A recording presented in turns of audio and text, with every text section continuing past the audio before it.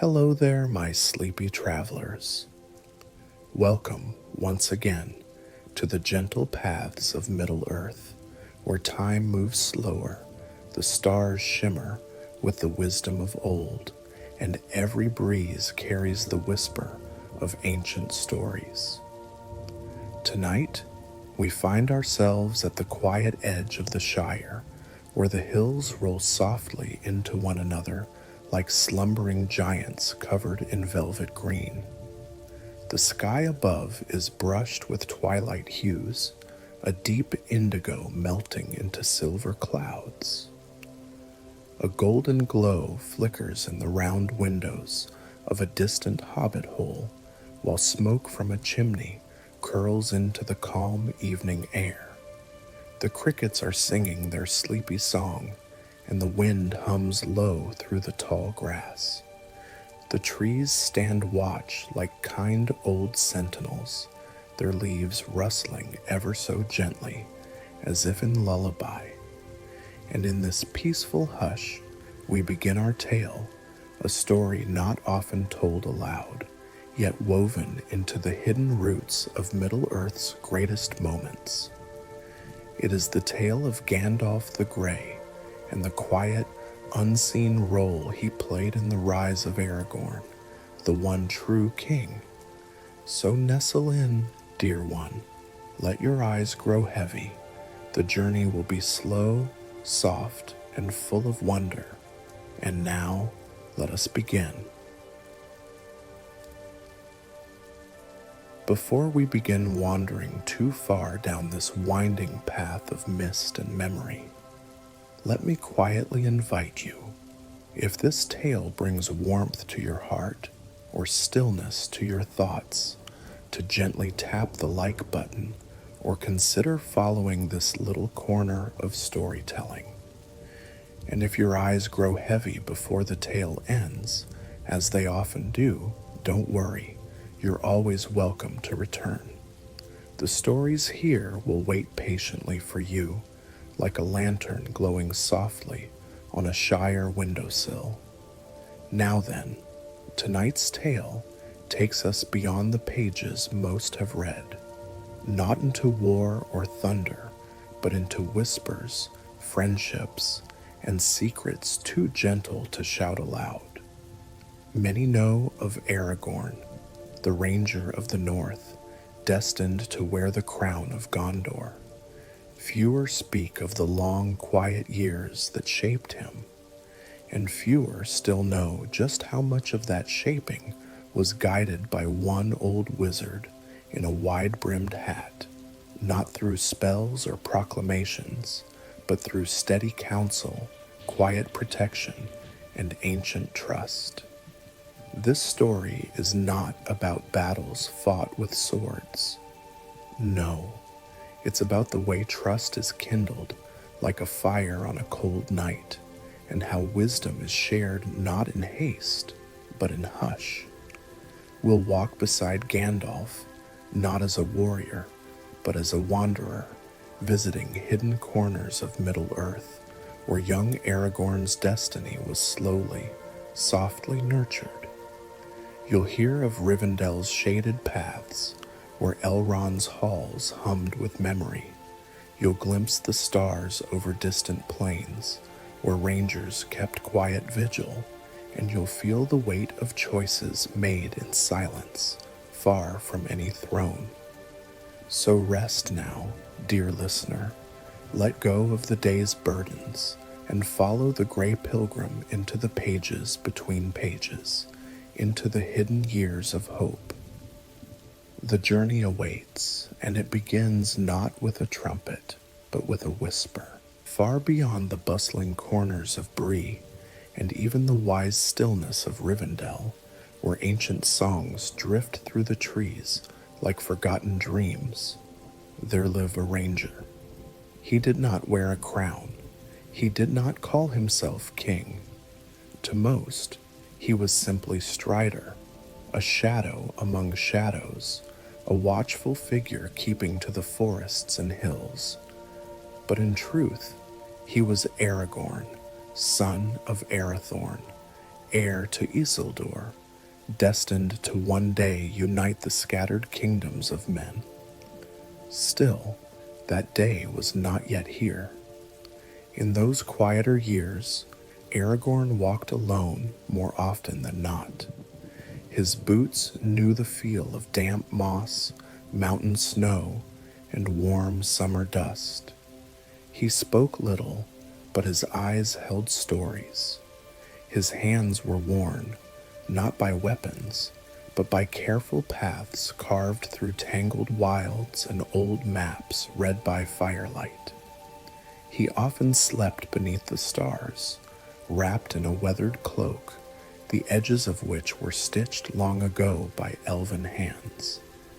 At his side, always, was a curved blade, not yet Anduril, not yet the reforged flame of the West, but a relic of his house nonetheless. And on his finger, hidden beneath glove or cloth, shimmered the ring of Barahir, glowing only when moonlight kissed it just right. But if Aragorn walked quietly, someone watched even more quietly still.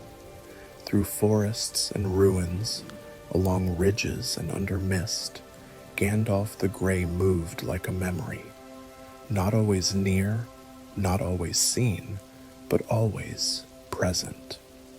He was a careful shepherd of time, nudging fate ever so gently, like a finger trailing ripples in a still pond. He saw in Aragorn not just the bloodline of kings, but the flicker of ancient strength and deep kindness. And so, over many seasons, Gandalf guided him, not with lessons, but with riddles, not with power, but with patience. There were days when they traveled together, sitting quietly beside campfires, speaking of lost things. Númenor, Valinor, the fading of the elves. And other days when they parted ways, Gandalf leaving behind only footprints in dew and a stray note beneath a stone. Aragorn never asked why the wizard lingered so long in his life. Perhaps, deep down, he knew that their stories, both lonely and great, were intertwined from the very beginning. And so it was that the quiet years passed, years filled not with fanfare, but with footfalls, and quiet fires, and choices that shaped the world softly, long before any sword was drawn. This is where our story truly begins, in the hush between legends, with a ranger who was not yet king, and a wizard who saw what others could not. So let us walk beside them now, slow step by step, into the mists of memory. Far from the towers of Gondor and the golden woods of Lothlorien, there stretched a quiet patch of wilderness where the sun rose through mists like slow-moving thoughts, and the birds sang songs known only to those who listened closely. It was here, beyond the gaze of bustling folk and noisy cities, that Aragorn spent his days. The world may have called him a ranger, a chieftain, or even a king in waiting, but in these woods, among ancient oaks and whispering brooks, he was simply a traveler of the old paths. Each morning, Aragorn would rise not to the sound of trumpets, but to the hush of a waking forest. The breeze moved gently through the leaves like a sigh still dreaming. With practiced hands, he would stir the coals of last night's fire, feeding it slivers of dry wood until it crackled just enough to warm water for tea brewed from forest herbs. Sweet pine, wild mint, and a dash of elderflower. His hands, though worn and lined, moved with the ease of someone who had known both the battlefield and the bedside of the ill. After breakfast, he would walk the forest paths, not to patrol, but to listen. Birds nesting in bramble sang strange new melodies. Deer left tracks that weaved in and out of his own footprints from the days before, and sometimes, when the breeze turned it eastward, he would hear a distant sound like a harp string plucked in the air, brief, delicate, and unmistakably strange. These were not days of urgency or mission, but of quiet observation.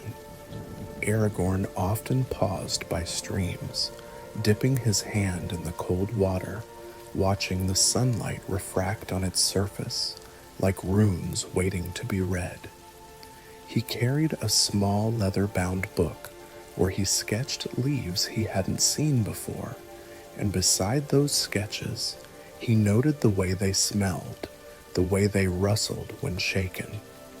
Sometimes, during the late afternoons, he would visit the ruins of an old watchtower half swallowed by ivy. The stones were cool and mossy, and often a fox would be curled up in the shade. There, Aragorn would sit for hours, staring westward, as if the breeze held some forgotten voice. It was during one such moment, with the sun tilting low and the shadows long, that he first noticed something peculiar.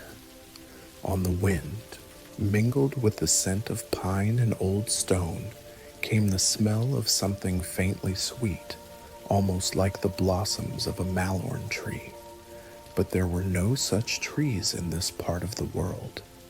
Later, he saw that in the soft soil beside the old tower, a new flower had bloomed, pale and silver, with petals that shimmered as if remembering starlight. He crouched to examine it, gently brushing its stem. The touch sent a small shiver through him, not of cold, but of memory, as if the flower was not new at all, but rather something very old, blooming again after a long sleep. The days that followed were filled with more of these subtle signs. At night, when he lay beneath his worn blanket, staring up at the sky, he began to notice that one particular star, a pale blue one near the horizon, seemed to twinkle with more purpose, more rhythm, as if blinking in a pattern. The next morning, as Aragorn walked a familiar path, he saw that the moss along the stones had changed, not in color, but in shape. It traced gentle curves, spirals that seemed drawn by an unseen hand. He crouched and followed their path with his finger, realizing they echoed the shape of a rune he'd once seen in Rivendell, a mark associated with hidden messages and safe passage. That night, a gentle drizzle fell, and Aragorn sat beneath a canopy of branches, fire flickering low beside him. The rain tapped on leaves and rocks with the rhythm of a lullaby, but his eyes remained fixed on the flame. It was there he remembered something Gandalf had once said: "Some messages are not written in ink or stone, but in the bending of grass and the drift of cloud. You need only remember how to read them." The memory was oddly timely, and so, in the mornings that followed, Aragorn began walking differently, not just as a ranger watching for danger, but as a seeker, tracing the soft edges of mystery. He touched tree bark with reverence, listened for sounds beyond sound. He noticed that squirrels were gathering moss in strange patterns, not for nests, but in spirals like those etched in stone. There were moments when the air itself felt thicker, as though the forest held its breath when he passed. One morning, while standing on a ridge overlooking a valley, he heard what he first thought was thunder. but the sky was clear. Instead, it was a low, rumbling hum that rose from the earth itself, like a forgotten drumbeat echoing from a deeper time. He followed the sound, though it faded quickly. It led him down a slope to a clearing he'd passed many times before, only now he saw it differently. The trees around it formed a perfect circle, and in the center stood a single stone, not carved, but shaped by time into a near-perfect crescent. He approached it slowly, hand resting lightly on the hilt of his blade, not out of fear, but reverence. The stone was warm, and as he touched it, a pulse, faint, like a heartbeat, moved through his fingers. Aragorn stepped back. The forest was still, the birds had quieted, even the wind had hushed. In that silence, something inside him stirred, not a memory, but a sense, as if a thread, long dormant, had begun to hum with tension, not of danger, but of destiny. And though he didn't yet know what it meant, or where it might lead, Aragorn felt a certainty begin to root itself within him. Something old was waking, and he was not alone. The sun had long since dipped below the western hills, leaving only the lavender afterglow of twilight above the forests of Eriador. A breeze whispered gently through the tall grasses as Aragorn stood quietly on the ridge, his dark cloak drawn close around him. He had walked many leagues that day, through river valleys and over ancient barrows where few dared wander, yet his heart was not heavy. There was something different about the night. As he crouched beside a moss-covered stone, refilling his water skin at a clear stream, the sound of the woods around him seemed to change. The birds had fallen silent earlier than usual. A hush had taken hold, not one born of fear, but of reverence, as if the trees themselves were holding their breath. He looked up. Across the surface of the water, a flicker of soft golden light danced.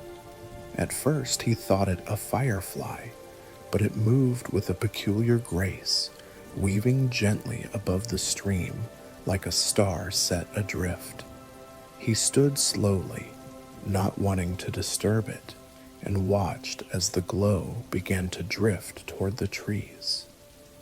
Something stirred in him, not alarm, but deep, quiet curiosity.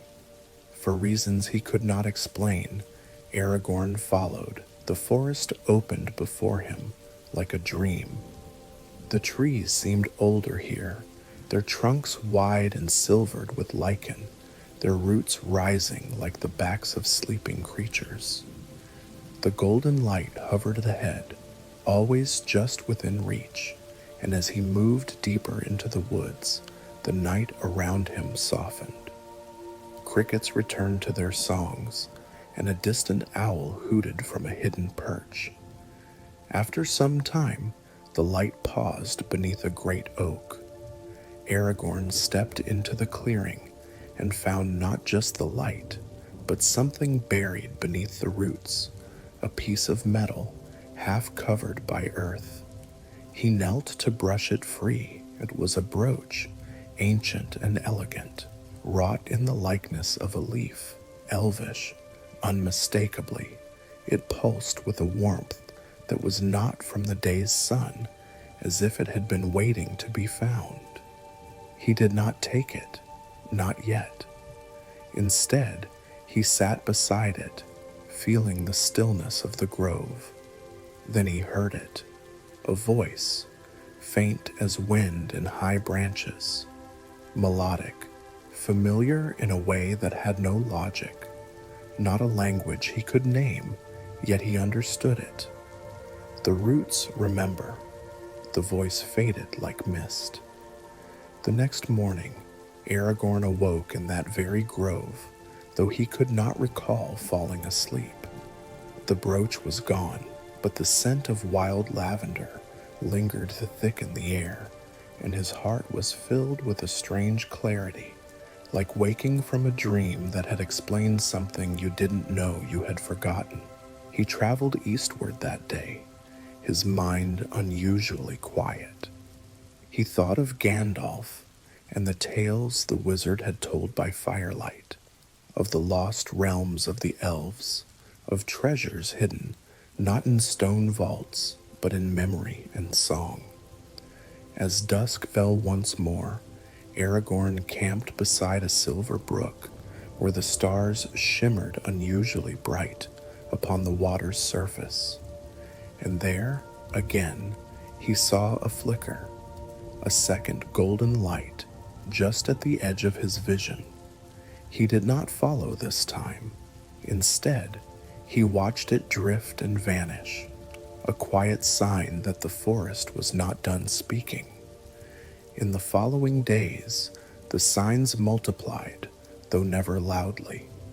Birds would fall silent when he passed certain trees. Stones would hum faintly beneath his hands. The paths he walked seemed too perfectly timed, as if the world had gently arranged itself around his feet. He remembered a time in Rivendell when Elrond had once said, "There are places where memory clings to the land like dew on grass, where footsteps awaken what slumbers." He had thought it poetic. Now he wasn't so sure. Near the border of Holland, beneath the high hills, Aragorn came upon an old watchtower in ruins. Ivy crawled over the stones, and half of it had crumbled into the hillside.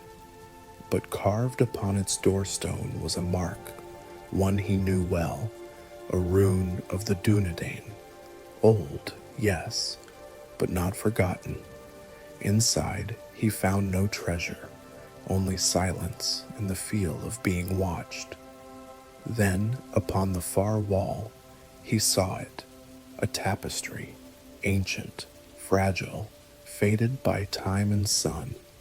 It showed a man in shadow, standing beside a wizard in gray, looking out toward a distant sea. Beneath them, a crown, a broken sword, and a single white tree. And though the fabric was torn and frayed, the story it told stirred something deep within him. He sat before it until the stars rose. Gandalf's words echoed in his mind. Not all kings wear their crowns on golden thrones. Some carry them through the quiet places where memory and hope still walk. The mystery was growing, but it brought no fear, only wonder, for Middle-earth was not just soil and stone. It was alive, and it was beginning to whisper back. The sun had long since dipped below the western hills, leaving only the lavender afterglow of twilight above the forests of Eriador. A breeze whispered gently through the tall grasses as Aragorn stood quietly on the ridge, his dark cloak drawn close around him. He had walked many leagues that day, through river valleys and over ancient barrows where few dared wander, yet his heart was not heavy. There was something different about the night.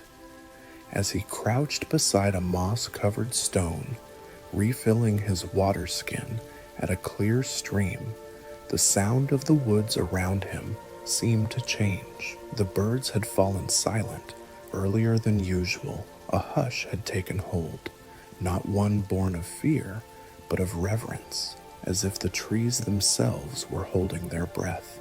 He looked up. Across the surface of the water, a flicker of soft golden light danced. At first he thought it a firefly, but it moved with a peculiar grace, weaving gently above the stream like a star set adrift. He stood slowly, not wanting to disturb it, and watched as the glow began to drift toward the trees. Something stirred in him, not alarm, but deep, quiet curiosity. For reasons he could not explain, Aragorn followed. The forest opened before him like a dream. The trees seemed older here, their trunks wide and silvered with lichen, their roots rising like the backs of sleeping creatures. The golden light hovered ahead, always just within reach, and as he moved deeper into the woods, the night around him softened. Crickets returned to their songs, and a distant owl hooted from a hidden perch. After some time, the light paused beneath a great oak. Aragorn stepped into the clearing and found not just the light, but something buried beneath the roots, a piece of metal half covered by earth. He knelt to brush it free. It was a brooch, ancient and elegant, wrought in the likeness of a leaf, elvish, unmistakably. It pulsed with a warmth that was not from the day's sun, as if it had been waiting to be found. He did not take it, not yet. Instead, he sat beside it, feeling the stillness of the grove. Then he heard it, a voice, faint as wind in high branches, melodic, familiar in a way that had no logic, not a language he could name, yet he understood it. The roots remember. The voice faded like mist. The next morning, Aragorn awoke in that very grove, though he could not recall falling asleep. The brooch was gone, but the scent of wild lavender lingered thick in the air, and his heart was filled with a strange clarity, like waking from a dream that had explained something you didn't know you had forgotten. He traveled eastward that day, his mind unusually quiet. He thought of Gandalf and the tales the wizard had told by firelight, of the lost realms of the elves, of treasures hidden not in stone vaults, but in memory and song. As dusk fell once more, Aragorn camped beside a silver brook where the stars shimmered unusually bright upon the water's surface. And there, again, he saw a flicker, a second golden light, just at the edge of his vision.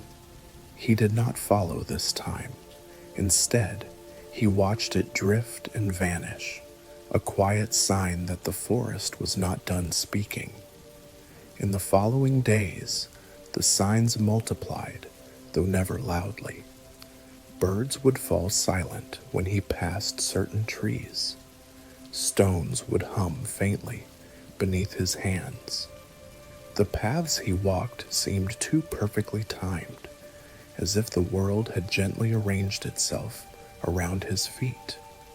He remembered a time in Rivendell when Elrond had once said, "There are places where memory clings to the land like dew on grass, where footsteps awaken what slumbers."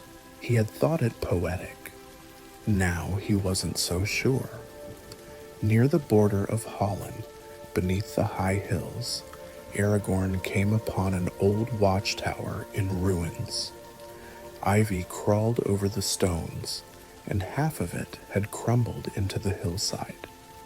But carved upon its doorstone was a mark, one he knew well, a rune of the Dunedain. Old, yes, but not forgotten. Inside, he found no treasure, only silence and the feel of being watched. Then, upon the far wall, he saw it, a tapestry, ancient, fragile, faded by time and sun. It showed a man in shadow, standing beside a wizard in gray, looking out toward a distant sea. Beneath them, a crown, a broken sword, and a single white tree. And though the fabric was torn and frayed, the story it told stirred something deep within him. He sat before it until the stars rose. Gandalf's words echoed in his mind.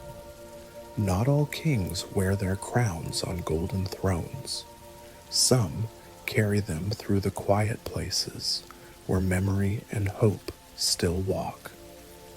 The mystery was growing, but it brought no fear, only wonder, for Middle-earth was not just soil and stone, it was alive, and it was beginning to whisper back. And so, with dawn blooming faint and golden in the eastern sky, Aragorn pressed onward. He had glimpsed something not meant for all eyes.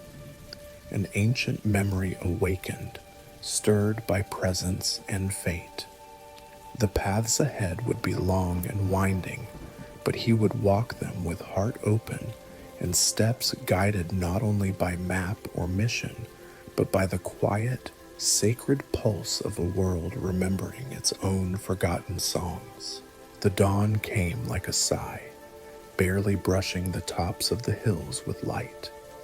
The mist had not yet lifted from the forest floor, and the breeze that crept between the birches carried the sweet, dewy scent of moss and pine.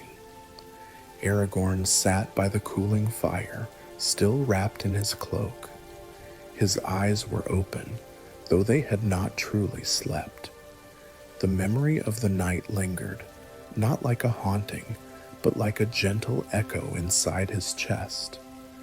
The stone, with its pale glow and unknown rune, now lay nestled in a soft pouch at his side. His fingers brushed the leather gently, as if by touch alone he could draw out the meaning of it all. But no clear answers came, only quiet thoughts and a sense of something awakening. The ranger was no stranger to ancient things. He had walked through ruins forgotten even by elves. He had read from books in Elrond's halls, whose pages cracked when turned. But this was something different. This felt personal. As the mist began to thin, Aragorn rose and wandered a short way from camp. He came to a familiar ridge, a place he often visited in his solitude. It was not high, but from its crown one could see far, the winding rivers that stitched through the hills like silver threads, the shadows of old forests clinging to distant slopes, and the soft blur of what might be Bree on the farthest edge of sight. He stood there for a while, the wind moving quietly through his dark hair, the light catching on the leaves like bits of gold, and slowly, like morning stretching into day, the thoughts inside him began to settle into shape. The stone had not called to him by chance, and the figure, cloaked in quiet starlight, had not been a dream. These were threads, woven into something greater. But why him? He thought of his bloodline, of the long road behind him. He thought of his mother, who had taught him to listen to the land. He thought of Gandalf, who had once said in passing, "There are truths that seek the right ears. Not all are ready to hear them." And now, perhaps he was. A soft realization took root, not of destiny, but of invitation. He was not being commanded. He was being welcomed, not with trumpets or banners, but with silence and song, with whispers and wind and warmth and stone.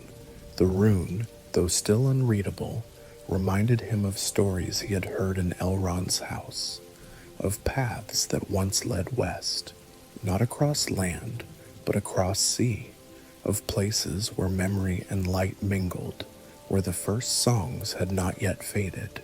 He remembered a tale Arwen had once told him, beneath the moonlight, of a stone that sang only when held by one whose heart still remembered Valinor, even if they had never seen it. Could this be such a thing? And if so, What did that mean for him? He did not feel fear. He did not feel urgency, only a deep, steady calm, as if the earth itself were humming gently beneath his feet. Waiting, the wind shifted, carrying with it the scent of wood smoke, faint and old, not from his fire. Someone had passed nearby recently and left no trace, perhaps a wanderer, perhaps a watcher. He turned from the ridge and walked slowly back toward camp, not out of duty, but from instinct, as though each step was being remembered by the very ground he tread. Later that day, he would walk again, further westward, carrying the stone, not as a burden, but as a companion, and though the road ahead held mystery, he felt no need to rush, for in the quiet, he had begun to understand the world did not always speak in loud voices. Sometimes, the most powerful truths came on windswept mornings, in the hush between bird calls, when the heart was still enough to listen. And for the first time in many seasons, he listened. Aragorn's steps that morning were slow and deliberate, not from weariness, but from a kind of reverence. The road westward was not marked by stone or carved by time. It was a path that revealed itself only as one walked it, winding gently through forest glades, along soft streams, and under the canopy of whispering trees. He did not hurry. There was no call behind him and no urgency ahead. The air was mild. Bees moved lazily from flower to flower. A heron rose from a shallow creek, its wings carving silence from the sky. And yet, beneath all of this calm, a subtle tension shimmered, like the hush before a story begins. By late afternoon, the sun had slipped behind soft clouds. The trees thinned slightly, revealing a shallow meadow where wildflowers, violet, pale gold, and soft white, grew in a careless tangle. It was there that Aragorn paused, listening, not to the wind, not to the birds, to the space between. A gentle crunch of leaves behind him. He did not startle, he only turned slowly and met the gaze of a stranger standing a few paces away. She was tall, taller than most men, with long hair the color of starlight and eyes that shimmered like dew on stone. Not quite elf, and yet not wholly something else. She wore robes of quiet green, and in her hand was a staff of living wood, its tip blooming with a single white flower. They exchanged no greeting at first, only a shared silence, deep and kind. "You carry a stone that remembers," she said softly, her voice like the sound of leaves moving in a twilight breeze. Aragorn nodded, not questioning how she knew. He untied the pouch from his belt and held it out. She did not take it.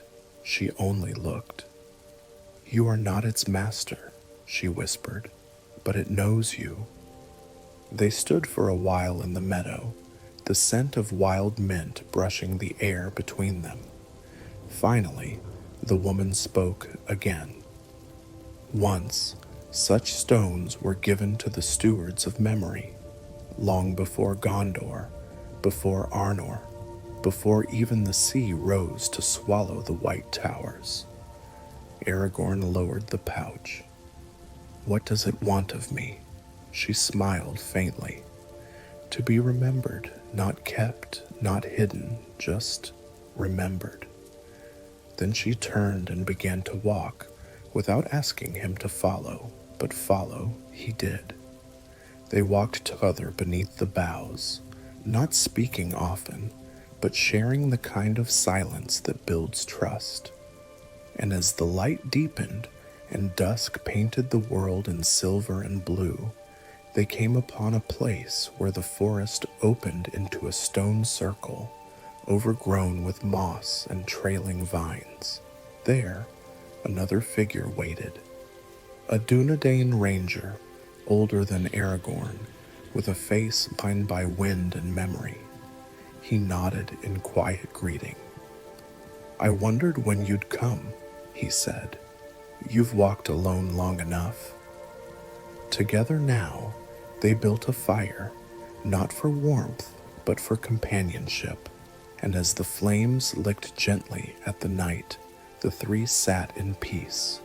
Stories began to flow, softly, like streams beneath snow. The woman spoke of places west of the sea, of lands lost in the turning of the world, where stars once sang and light grew on trees. The ranger spoke of old watchtowers and of nights when the stars themselves seemed to shift above him. Aragorn listened, and when he finally spoke, it was not of battle or burden. He spoke of dreams, dreams of a song half remembered, of a child's voice calling from the sea, of a name he had never heard, yet somehow knew was his. And as the fire grew low, the woman finally turned her gaze to him once more. "You are not meant to carry the weight of all that came before," she said gently, "only to remember that you are not alone." That night, Aragorn did not sleep, but he rested under a sky full of quiet stars, with stories held like stones in his hands. He felt something shift. Not a revelation, not a conclusion, just the next step. He knew now that the road was not about finding an answer. It was about walking the memory of the world. The night had deepened, and the forest around them held its breath. The fire crackled softly at the center of the old stone circle, casting long, gentle shadows across the moss-covered ground. Every flicker of flame danced against the trees like memories brought back to life. Aragorn sat close to the warmth, his cloak draped over his shoulders, though the night was not cold. The woman who walked with starlight in her hair rested nearby, her hands folded in her lap. The older ranger had leaned back against a flat stone, pipe in hand, the smoke curling lazily into the stars above. And it was under those stars, bright and ancient, that stories began to stir. The woman spoke first, her voice a low melody, as though echoing a memory older than language. "Long ago," she began, her eyes half closed, "before the seas parted, before even the elves first sang beneath the stars, there was only light, not as we know it now, not from sun or flame, but light that lived in the leaves of trees and in the very air itself." Aragorn watched the fire, letting the words wash over him. "They say 2 great trees grew in the land beyond the sea, Telperion, silver and quiet as moonlight, and Laurelin, golden as the softest morning. They lit the world before the sun was born, and from their mingling glow, the first songs were sung, the songs that shaped the rivers, the hills, even the stars." She reached toward the flames as though recalling something long lost. "But even then, there were those who hungered for power," she continued. "One among the mighty rose and sought to possess the light for himself. He brought shadow where there was none, and when the trees fell, so too did the first memory of peace." The older ranger took a slow draw from his pipe, exhaling with a quiet sigh. "I've heard that story, though never with such gentleness, he said. My father told it by lantern light, but his version had more fire in it. He always made Morgoth sound like a beast with burning eyes. Perhaps he was, the woman whispered, but it is not the fire that we remember. It's the glow that came before, the light that still echoes. There was a silence then, but it was not empty. It was full of stars, full of breath, full of the hush that falls when the world listens. Aragorn turned his gaze skyward. He had always loved the stars. Even as a boy in Rivendell, he would sneak out past the stone bridges and lie in the grass, wondering what lay behind those distant sparks. Now, beneath that same sky, those stars felt nearer, brighter, as though they, too, were remembering. The woman noticed his gaze and smiled faintly. They say, she murmured, that when an elf dies, his spirit travels west, but some believe that the stars hold their whispers, that they shimmer not with heat, but with memory. The older ranger chuckled softly, and here I thought stars were just fires too far away to warm a man's bones. They are that too, Aragorn said with a small smile, but sometimes I think they know more than they let on. He leaned forward, the fire's glow softening the lines of his face.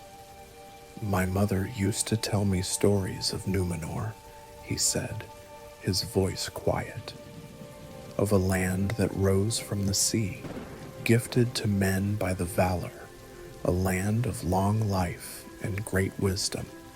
He paused. She said our people forgot who they were, that they reached too far, built towers too high, and that in the end, the ocean took it all. The older ranger gave a solemn nod. The sea remembers everything.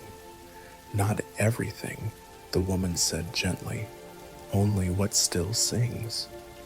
Aragorn tilted his head. What do you mean? The sea forgets the noise, she explained. It forgets the battles and the cries of kings, but it remembers the lullabies, the whispered names, the promises spoken just before sleep. That's why sometimes, if you listen closely by the shore, you can hear not the storm, but the songs that came before it. The fire crackled again. A single ember rose, spiraled into the air, and vanished. They sat like that for a while, 3 travelers, not bound by time, not pressed by purpose, just resting in the rhythm of stories. Eventually, the older ranger cleared his throat and leaned forward.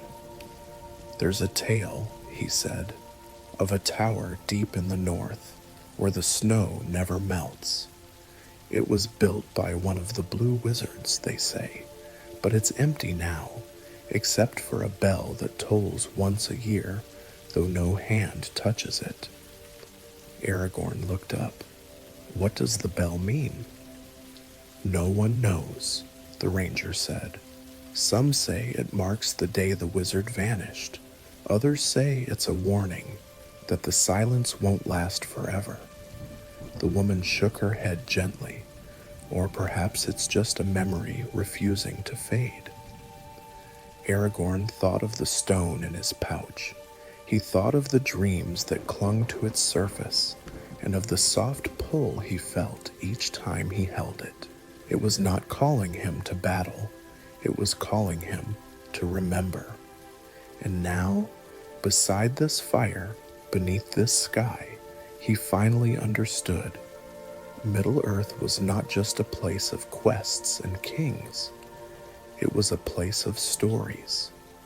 And each story, no matter how small, no matter how quiet, was a thread in something vast and living. A tapestry that stretched from the roots of the mountains to the stars above, woven with songs and shadows, dreams and dusk. And he, Aragorn, son of Arathorn, was part of that song, not its beginning, not its end, but a note in its long, gentle melody. As the fire burned low and sleep settled gently over the camp, Aragorn lay back on the soft moss. The voices of his companions faded into the hush of crickets and the rustling of leaves. And above him, the stars shimmered, not cold, not distant, but warm, as if they were watching and remembering. The dawn crept in slowly, like a shy visitor pressing its golden hands against the veil of night. The fire at the camp had burned down to embers, soft and glowing, like the last notes of a lullaby. Aragorn sat awake, his back resting against a stone, the others still asleep. He hadn't spoken of it yet, not to the elf with eyes like quiet rivers, nor the ranger who smoked and watched the stars, but the stone in his pocket had warmed again in the night. It had pulsed gently, like a heartbeat, echoing a memory that wasn't his. The dreams were stronger now, but they were not dreams of war, of blades clashing in the dark or towers falling. No, they were dreams of halls filled with light, of voices that hummed like distant harps, of a white-bearded figure standing beside a boy, watching him, guiding him from behind veils of time. He rose slowly, brushing dew from his cloak. The forest was quiet, but alive with songbirds just waking. A nearby brook trickled over pebbles, and a path, one he hadn't noticed before, seemed to beckon from beyond the trees. He followed it without haste, his boots soft against the mossy ground. The sun's rays broke gently through the canopy, laying dappled gold upon the earth.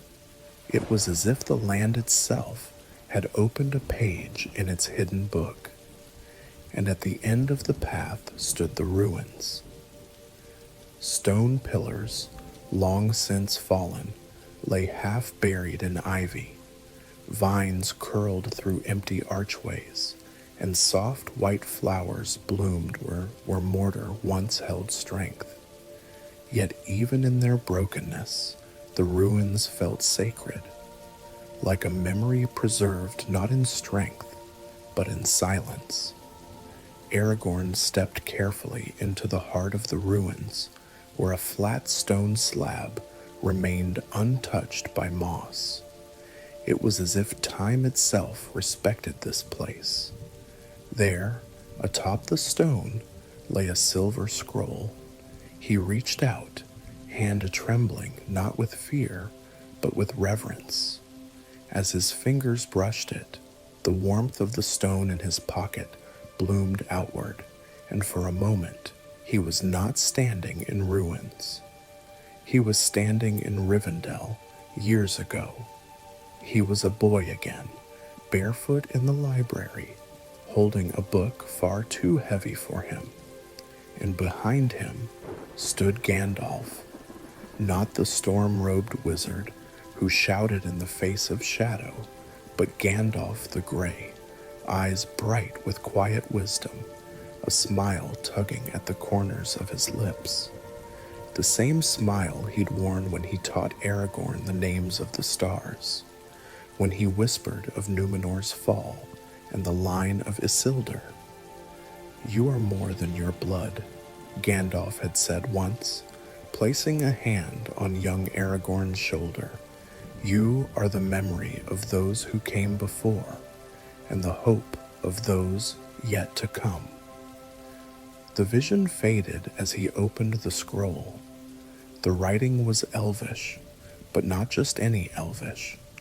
It was the script of the Grey Pilgrim, Gandalf's own hand, and the words told a story, a quiet story, of how, in the years before war brewed again in Middle-earth, Gandalf had wandered, not to battle Sauron directly, but to find the thread that might one day bind hope together.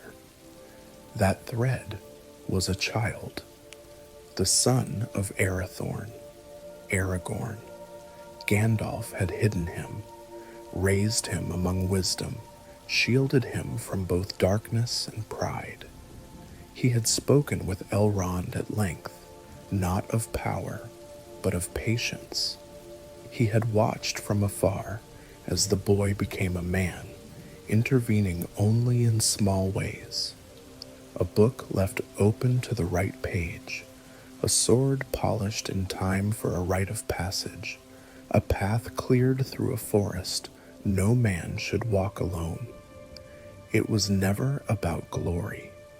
It was about timing, about shaping the silence in which a true king could rise. The scroll ended with a note, written in simpler script, almost like a whisper. If I am not there when you take your place, know this: I did not teach you how to rule. I showed you how to remember, and to remember is to lead. Tears stung Aragorn's eyes, not of grief, but of understanding. This was the mystery, not a spell, not a riddle carved in stone, but a truth too soft to speak aloud. Gandalf had been behind him always, not as a commander, but as a gardener who tends the soil, trusting the seed to bloom when the time is right. Aragorn sat by the stone, letting the morning light warm his skin. He closed his eyes, and in that silence, he felt no burden, only a gentle promise. He was not alone. He never had been. From the fires of the Grey Havens to the mists of Weathertop, from the halls of Rivendell to the quiet paths of the wild, Gandalf had watched, not to shape his destiny, but to help him listen for it. And now, it sang clearly, not in shouts, not in war drums, but in bird song, in wind through trees, in the hush of sunrise over old stones. He rose slowly, tucking the scroll inside his cloak. When he returned to the camp, the elf looked up and offered a knowing nod. The ranger handed him a piece of bread without a word. They didn't ask what he had found. They didn't need to.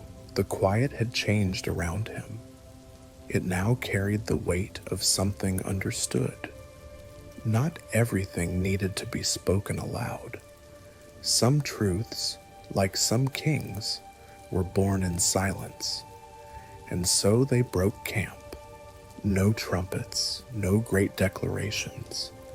Only boots brushing through leaves, soft laughter shared, and the gentle rustle of stories waiting in the trees. The road ahead was still long, but the heart of the mystery had been touched, not solved, not conquered, but felt. And sometimes that is all the magic we need.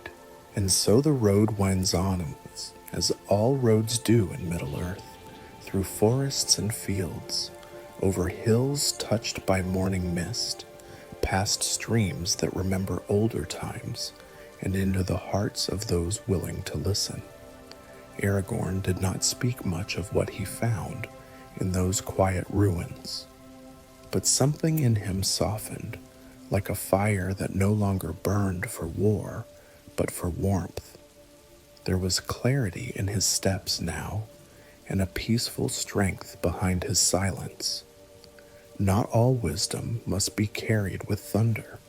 Some of it, like Gandalf's, is held in shadows and given gently when the soul is ready to hear. Perhaps that is why Gandalf feared the fire of the world, because only through quietness could he prepare the flame of hope, a flame meant to light the way, not consume it. And so, my dear sleepy travelers, if ever you feel lost or small, remember this. The greatest journeys begin not with fanfare, but with whispers, with a single step on a mossy path, with a breath taken under a sky of old stars, with a truth that arrives gently, like dawn on the edge of a dream. Gandalf walked many roads, most of which no tale has yet told, but in each footstep he left behind a whisper of guidance, soft enough for those who walk the slower paths to hear. As you lay back now beneath your own blanket of stars, let the stillness of this story settle into your heart. Let the gentle weight of Gandalf's quiet care rest over you like a soft wool cloak. Feel the calm in your chest, as steady as a ranger's breath beneath a twilight sky, and let sleep come not as a stranger, but as an old friend, returning with lantern light in hand. The wind outside has quieted, the fire within burns low, the mystery has been heard. The journey, for now, is complete, and somewhere, beyond the trees, beyond the silver horizon, a wizard smiles softly and turns to the west once more. Good night, dear listener, and may you dream of starlight and soft footsteps and the wise ones who walk beside us, even when we do not know. Sleep well.